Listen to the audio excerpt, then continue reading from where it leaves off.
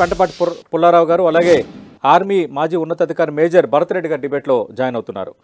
Right, Pentapati Pullarao గారు, పాకిస్తాన్లో జరుగుతున్న పరిణామాలు, ఆపరేషన్ సింధూర్ జరిగి చాలా నెలలైంది. అప్పటికిప్పటికీ పోల్చుకుంటే మేము చాలా బలోపేతం అయిపోయాం. భారత్తో స్నేహంగా ఉన్న దేశాలు కూడా మాకు ఇప్పుడు మిత్ర దేశాలు అయిపోయాయి. ఆ దేశాలకి భారత్కు గ్యాప్ పెరిగిపోయింది. ఆయుధ సంపత్తి పరంగా, టెక్నాలజీ పరంగా కూడా మేము సంసిద్ధంగా ఉన్నాం. ఎప్పుడు యుద్ధం వచ్చినా మేము రెడీగా ఉన్నాం. ఈ తరహా డైలాగులు మనం చూస్తూనే ఉన్నాం. రక్షణ మంత్రి కవాజా నుంచి అందరూ మాట్లాడుతూనే ఉన్నారు. కానీ ఇంట్లో జరుగుతున్న పరిణామాలను ఎలా అర్థం చేసుకోవాలి? పాకిస్తాన్ సరిహద్దుల్లో కానీ పాకిస్తాన్ లోపల కానీ జరుగుతున్న వేర్పాటువాద ఉద్యమాలు, ఇష్యూస్, ఆర్మీ వర్సెస్ సరిహద్దుల్లో మిగతా వాళ్ళకి మధ్య జరుగుతున్న అంతర్యుద్ధాలు, మీ అంచనా ఏంటి? ఒకటి, అది ప్రజాస్వామ్యం అయ్యేం లేవు కదా, ఒక వెల్ఫేర్ రాష్ట్రం కాదు కదా, అంతా ఫ్రీలు ఇచ్చే దేశం కాదు కదా. కొంతమంది ఎలీట్ ఉన్నారు, వాళ్ళు భూమి అంతా ఎవరితో ఉన్నదో 70-80 సంవత్సరాల క్రితం స్వతంత్రం వచ్చిన వాళ్ళతోనే ఉన్నది. సో అనుకున్నంత తొందరగా ఏదో పడిపోతుంది విడిపోతుంది అని ఉండదు. ఎందుకంటే అక్కడ చాలా స్టిఫ్గా ఆర్మీ రూల్ చేస్తారు. ఎవరు వచ్చినా ఎవరు వ్యతిరేకించదా వాళ్ళని సగం పంతో జైల్లో పెడతాం, అదే ఉండదు. డిసిపియర్ అయిపోతాడు, మాయమైపోతారు. మీరు చూడవలసింది ఏంటంటే అక్కడ ఉన్న 5 ప్రాంతాల్లో ఇప్పుడు 5వ ప్రాంతం కూడా కలిసింది కాబట్టి కొంతవరకు పాకిస్తాన్ ఆక్రమించింది. కాశ్మీర్, పంజాబ్ పూర్తిగా డామినేట్ చేస్తుంది. అలాగే సింధ్ అనే ప్రాంతం కూడా పంజాబ్తో ఉంటుంది. వాళ్ళు వేరే అవటానికి కుదరదు. వాళ్ళు డామినేట్ చేస్తున్నారు జనాభాని, మిగతా బలూచిస్తాన్ని, మిగతా పఖ్తూనా ఏరియాని, పష్తూన్స్ వాళ్ళు ఉన్న చోట. సో ట్రబుల్ ఉండినా వాళ్ళు తట్టుకుంటారు. ఎందుకంటే ఏం ఎలక్షన్ ఉండవు, పాడు ఉండవు, ఏముండవు. జరిగేయన్ని దొంగ ఎలక్షన్లు. ఎవరు గెలవాలో ముందలే ఆర్మీ నిర్ణయం చేస్తుంది. గెలిపిస్తారు, గెలుస్తారు. ఎలక్షన్ కమిషన్ లేదు, ఏం లేదు, అవన్నీ ఉంటాయి. కోర్టులు కూడా ఆర్మీ చెప్పిందే వింటారు. కోర్టులు కూడా ఆర్మీ చెప్పిందే, లేకపోతే తీసేస్తారు జడ్జెస్. అందువల్ల ఎంత ట్రబుల్ ఉండినా లోపల వాళ్ళు తట్టుకోగలరు. కానీ ట్రబుల్ బయట నుంచి వస్తే అది వేరే విషయం. ఎస్, వాళ్ళ పరిస్థితి అన్నట్టుగా ఏదో భారతదేశంతో అస్తమానం పోల్చుకుని ఇలాగ అయిపోయారు అలాగే అయిపోయారు అంటాం వినటానికి బాగుంటుంది, కానీ నిజం కాదు. భారతదేశంకి ఎవరో స్నేహితులు అక్కర్లేదు, విరోధులు అక్కర్లేదు, ముందరికి వెళ్ళిపోతా ఉంటే సరిపడుతుంది. సో అవన్నీ వాళ్ళు ధైర్యంగా మాట్లాడే మాటలు. ముఖ్యంగా ఏమిటంటే వాళ్ళకి రాను రాను పేదరికం పెరుగుతుంది కాబట్టి భారతదేశంతో గ్యాప్ వస్తుంది. మన ప్రపంచంలో ఎవరైతే ఆర్థిక వ్యవస్థ బాగుంటుందో ముందరికి వెళ్ళిపోతున్నారో వాళ్ళే డామినేట్ చేస్తారు ఆఖరి. ఇవాళ జర్మనీకి సైన్యం ఉన్నదా, సౌదీ అరేబియాకి సైన్యం ఉన్నదా, కువైట్కు ఉన్నదా? సైన్యాలు లేవు, కానీ డబ్బు వల్లే వాళ్ళ బలం.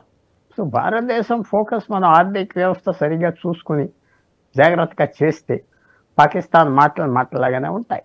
తర్వాత రోజు రోజుకి పాకిస్తాన్ పరిస్థితి కూడా మారిపోతుంది. మీరు వాళ్ళు చూసుకునేది ఏం చూడాలి? చైనాతో ఎల్లకాలం స్నేహం ఒకలాగా ఉంటుందంటే దాని మీద కూడా అనుమానాలు వస్తున్నాయి. గత 2-3 నెలలు బట్టి పాకిస్తాన్ స్నేహం చైనాతో కొద్దిగా తగ్గిపోయిందా, అమెరికా దగ్గరికి వెళ్ళిపోతుంది పాకిస్తాన్ ఏంటి అని ఒక ఆలోచన కూడా చైనాకు వస్తుంది. అలాగే పక్కన ఆఫ్ఘనిస్తాన్ 20 సంవత్సరాలు బట్టి, మాది 40 సంవత్సరాలు బట్టి రష్యన్స్ ఎప్పుడైతే బయటికి 90-90లో పంపించేశారో అప్పటి నుంచి వాళ్ళు అనేది ఏంటంటే మాకు ఇంకో దేశం కలిసింది, మాకు స్ట్రాటజిక్ డెప్త్ వచ్చింది. స్ట్రాటజిక్ డెప్త్ అంటే మా దేశం పెద్ద అయిపోయింది, ఎక్కువ ప్లేస్ ఉన్నాయి అని చెప్పుకుంటా వచ్చే పాకిస్తాన్ వాళ్ళకి గత 2 నెలలు బట్టి ఆఫ్ఘనిస్తాన్తో సంబంధం పాడైపోయింది, పూర్తిగా సంబంధం పాడైపోయింది. నిన్న Afghan foreign minister, Taliban foreign minister Muttaqi భారతదేశంలో ఉన్నారు. వార్నింగ్ ఇచ్చాడు పాకిస్తాన్కి, బాగా వార్నింగ్ ఇచ్చారు, పూర్తిగా వార్నింగ్ ఇచ్చారు. మర్చిపోతున్నావు, చరిత్ర మర్చిపోతున్నావు అని ఎవరు పేరు చెప్పకుండా 100 సంవత్సరాలు బట్టి ముందర బ్రిటిష్కి బుద్ధి చెప్పాం, ఫ్రెంచ్కి బుద్ధి చెప్పాం, రష్యన్స్కి బుద్ధి చెప్పాం, అమెరికాకి బుద్ధి చెప్పాం, నాటో మొత్తానికి బుద్ధి చెప్పాం, జాగ్రత్త. అది స్పష్టమైన వార్నింగ్ ఇచ్చారు. అది పెద్ద ఇష్యూ అయిపోయింది పాకిస్తాన్. ఆఫ్ఘనిస్తాన్ మాది, మా స్లేవ్ అనుకున్నది తిరుగుబడతనం అయిపోయింది. పూర్తిగా ఎక్కువ పరిణామాలు రాను రాను రోజుకి మాత్రం పాకిస్తాన్ ఆఫ్ఘనిస్తాన్ నుంచి వస్తాయి. పెంటపాటి పుల్లారావు గారు, ఇక గాజా శాంతి ప్రణాళిక విషయంలో పాకిస్తాన్ ప్రధాని ఫీల్డ్ మార్షల్ తనకు మద్దతు ప్రకటించారని సెప్టెంబర్ 30న డొనాల్డ్ ట్రంప్ ఒక ప్రకటన చేశారు. అంటే ఇజ్రాయెల్ విషయంలో పాకిస్తాన్ వ్యవహరిస్తున్న వైఖరికి ఇది భిన్నంగా ఉన్నట్టు భావించాలి. ఎందుకు అక్కడ ప్రజలు పాకిస్తాన్ వైఖరిపై తప్పుపడుతున్నారు? అక్కడ ప్రజలు కానీ, మాజీ దౌత్యవేత్తలు కానీ, అక్కడ రాజకీయ పార్టీలు కానీ, దీని ఇంపాక్ట్ ఎలా ఉండొచ్చు? ఈ విషయంలో మనకు వచ్చే అడ్వాంటేజ్ ఏంటి? ఇప్పుడు వచ్చింది అక్కడ గాజాను సపోర్ట్ చేస్తున్నాం, ఆ పీసు ఆ శాంతి గురించి చెప్పబోతే ట్రంప్ అవతల బొమ్మంటాడు. ట్రంప్ పాకిస్తాన్ నాయకులు ఇద్దరిని వాడుకుంటున్నాడు. వాళ్ళు ఏదో ఆయన చుట్టూరా తిరుగుతున్నారు. ఇంకా కొన్ని విషయాలు మన అందరికి తెలిసి కూడా జరుగుతున్నాయి. అన్నిటి వల్ల అట్రాక్టివ్ గా ఉన్నారు. చెప్పబోతే అవతల బొమ్మంటారు. అంటే వాళ్ళు చెప్పారు, బయటకు వచ్చారు. తర్వాత తప్పకుండా పాకిస్తాన్ లో కోపం ఉండినా ఇట్లా మొదల్లే చదువుకునేది ఆర్మీకి అక్కడ సైన్యానికి అంత గ్రిప్ ఉన్నది కాబట్టి ఎవరైతే ఎక్స్ట్రీమిస్ట్ రిలీజియస్ జిహాదీస్ ఉన్నారు కూడా ఆర్మీయే వాళ్ళు పెట్టి పోషిస్తుంది కాబట్టి పెద్ద సీరియస్ గా ఉండదు. తర్వాత భారతదేశానికి దాంతో వచ్చే అడ్వాంటేజ్ ఏమిటంటే పాకిస్తాన్ లీడర్లు సీరియస్ పీపుల్ కాదు, వాళ్ళని సీరియస్ గా తీసుకోకూడదు అని ఇలాంటి వ్యవహరిస్తూ ఉంటే అది మాత్రం వస్తాయి. వెంటనే ఏదో తప్పు రిమార్క్ చేశారు, కూలిపోతారు అక్కడ, అది మనం అనుకోవటం ఎగ్జాజరేషన్. వాళ్ళు ఎలా చేస్తున్నారు, ఏం చెప్పినా ఏమంటున్నారు, మేము అమెరికాకు దగ్గరగా ఉండాలి, భారతదేశంతో దూరం చేయాలి అది పబ్లిక్ చెప్పుకుంటున్నారు. పబ్లిక్ అది ఒప్పుకుంటుంది ఎక్కువ వరకు. పంజాబ్ పబ్లిక్ అనుకోండి, లేకపోతే వాళ్ళు ఎలీట్ ఎవరైతే పైన పరిపాలిస్తున్నారో.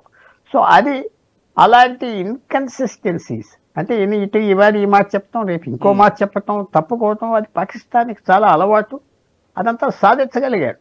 ఎందుకంటే అన్నింటికంటే ముఖ్యం గత 40 సంవత్సరాలు 2019 వరకు దాదాపు 1980 నుంచి 40 సంవత్సరాలు యూరోప్ నుంచి నాటో, అమెరికా పాకిస్తాన్ మీద ఆధారపడ్డారు. ఎందుకంటే ఆఫ్ఘనిస్తాన్లో రష్యా వచ్చాక పాకిస్తాన్ వాడి రష్యాని యుద్ధం చేశారు. తర్వాత తాలిబాన్ 2001 నుంచి వాళ్ళతో యుద్ధం చేయడానికి పాకిస్తాన్ అవసరం. వాళ్ళ ఎయిర్పోర్ట్లు రూట్స్ లేకపోతే ఆఫ్ఘనిస్తాన్కి వెళ్ళలేరు. అది అలవాటు పడిపోయారు పాకిస్తాన్. ఏం చెప్పినా చలామణి అవ్వేది, ఇష్టం వచ్చింది చేసేవాడు. కానీ ఆ పరిస్థితి ఇప్పుడు లేదు పాకిస్తాన్కి. అంత అవసరం లేదు అమెరికా. ఏదో మా దగ్గర ఈ రేర్ అర్త్స్ ఉన్నాయి, మినరల్స్ ఉన్నాయి, ఏదో ఒక చిన్న మార్కెటింగ్ చేసేటట్టుగా చెప్పుకోవటం ఎంతో దూరం వెళ్ళదు. పాకిస్తాన్ ఉపయోగం ప్రస్తుతం ఏంటంటే సౌదీ అరేబియా, ఖతారు పాకిస్తాన్ని రహస్యంగా సపోర్ట్ చేస్తున్నాయని బయటకు వస్తుంది. అమెరికాతో, ట్రంప్తో మీరు వాళ్ళతో బాగుండండి అని వాళ్ళకున్న సంబంధం కూడా వాళ్ళతో పంచుకుంటున్నారు. అది కొన్ని రోజుల వరకు సాగుతుంది.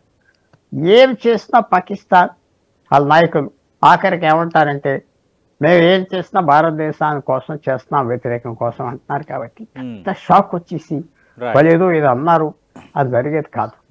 పాకిస్తాన్ అధికారులకి ఆ లైసెన్స్ ఉన్నది. భారతదేశాన్ని చూపించినంత కాలం ఆ ఆర్మీకి కూడా లైసెన్స్ ఉన్నది. అంతే, అదే మనల్ని బూచిగా చూపించి బతకడమే అంతే. అది లేకపోతే ఏం లేదు. ఏం చేస్తుందా ఆర్మీ ఏం చెప్తాదంటే మేము లేకపోతే భారతదేశం మింగేస్తుంది, ముక్కలుగా కోసేస్తుంది పాకిస్తాన్ చెప్పుకుంటా బ్రతుకుతున్నారు. అది ఎంతవరకు నిజం అబద్ధం అది వేరే మాట. అది ఒక్కటే ఎక్స్క్యూజ్ భారతదేశం. అది కూడా ఇంకో చిన్న మాట చెప్పాలి. వాళ్ళు 1963 నుంచి చైనాతో కలిసి సీక్రెట్ గా ముందల, తర్వాత ఇప్పుడు ఓపెన్ గా యుద్ధం చేస్తున్నారు. చైనా లింక్ కనుక పాకిస్తాన్ కి తగ్గితే పాకిస్తాన్కి ఏమీ ఉపయోగం లేదు, మనకేం పని. ఆ లింక్ తగ్గుతుందా, తగ్గే అవకాశం ఉన్నదా, ఆ రోజులు వస్తాయా అంటే రావచ్చు. ఎల్లకాలం ఒకే సంబంధాలు ఉండవు దేశాల మధ్యన. మ్యాపులు మారిపోతాయి, దేశాల సంబంధాలు కూడా మారిపోతాయి. ఆఫ్ఘనిస్తాన్ పాకిస్తాన్ కి పడవపోవటం ఏంటి, ఆఫ్ఘనిస్తాన్ తాలిబాన్ ఫారెన్ మినిస్ట్రీ ఇవాళ భారతదేశం రావటం ఏంటి, ఏ మార్పు అయినా రావచ్చు.